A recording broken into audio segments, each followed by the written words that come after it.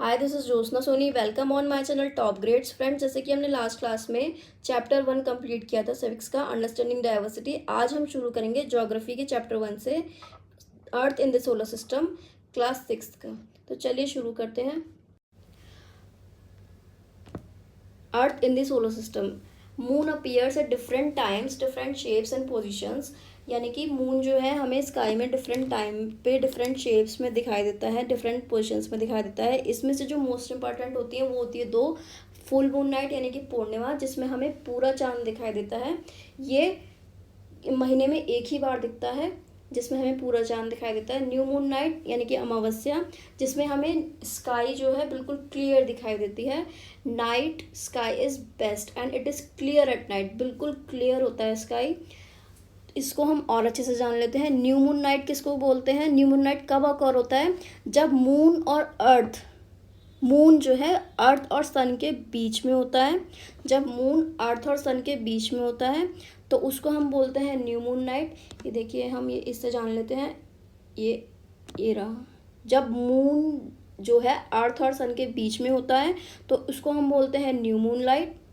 और इसी तरीके से जब मून जो है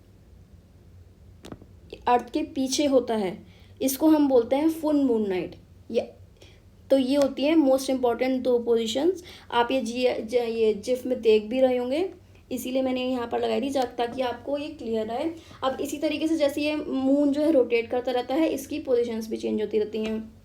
जैसे कि फुल मून नाइट तब होता है जब आप इसमें देख रहे होंगे सारी अलग अलग फेसेस दिखा रखे हैं मून के।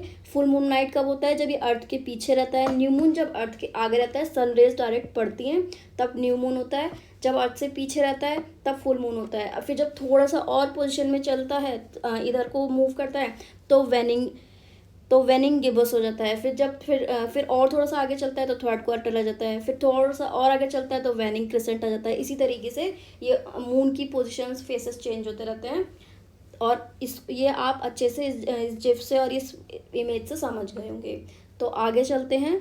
एक क्वेश्चन यहाँ ये पीछे रह गया था, why can't we see the moon and all other objects during the day time.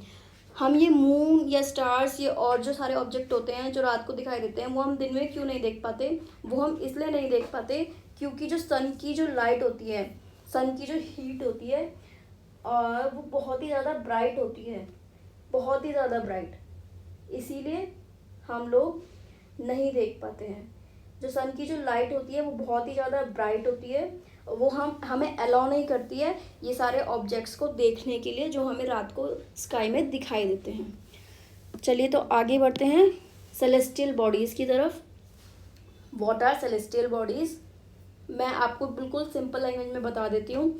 जैसे कि जो सन होता है, मून होता है, प्लैनेट्स हैं, स्टार्स हैं, ये सारे ऑब्जेक्ट्स मिलकर क्या बनाते हैं? Celestial bodies. और ये सब कहाँ शाइन करते हैं? ऊपर आसमान में। तो इनको हम बोलते हैं सेलेस्टियल बॉडीज़।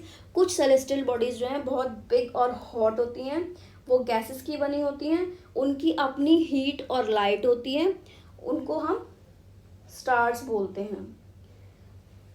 उन सेलेस्टियल बॉडीज़ को हम क्या बोलते हैं? स्टार्स बोलते हैं। एग्जाम्पल सन, जो हमारा सन है वो भी एक स्टार है, जो हमारा सन है वो भी एक स्टार है।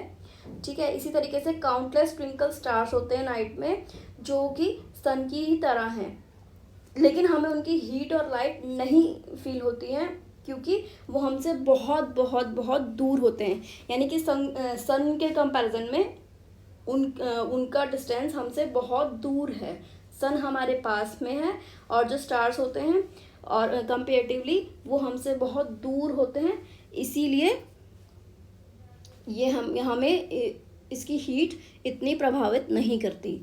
आगे बढ़ते हैं कॉन्स्टिलेशंस की तरफ। Group of stars which form various patterns are known as constellation.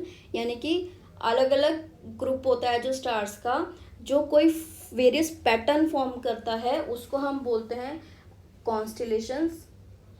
ठीक है। Various patterns form by different groups of stars is known as constellation. यानी कि आप इसमें इमेज में भी देख सकते हैं, ये 7 स्टार्स हैं जो सप्तऋषि हमें नॉर्थ स्टार सप्तऋषि हमें इंडिकेट कर रहा है। ठीक है।